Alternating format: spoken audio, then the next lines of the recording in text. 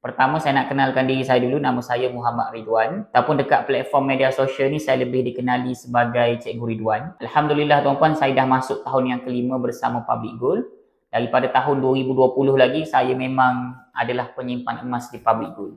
Ini antara emas-emas yang saya dah simpan dekat Public Gold. Jadi emas yang ada dekat tangan saya sekarang ni, anda sebagai penyimpan emas pun anda boleh dapat emas macam ni. Cara nak keluarkan macam mana? Pertama sekali, anda kena ada akaun emas Public Gold. Bila dah ada akaun emas Public Gold, nanti anda boleh decide untuk keluarkan mana-mana item berdasarkan berapa gram emas yang anda ada dalam akaun. Sebagai contoh, kalau saya sekarang ni dalam akaun ada 10 gram. Jadi 10 gram dalam akaun saya ni, saya boleh keluarkan yang berapa gram?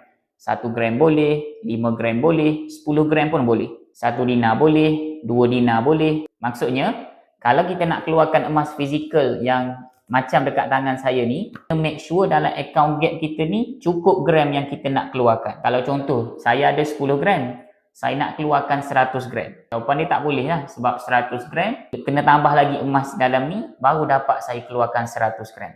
Jadi untuk tuan-puan yang tengok video ni, kalau nak belajar menyimpan emas di bawah bimbingan Cikgu Ridwan, anda boleh isi sahaja beg biru di bawah ni. Nanti saya akan bantu anda mulakan tabungan emas pertama.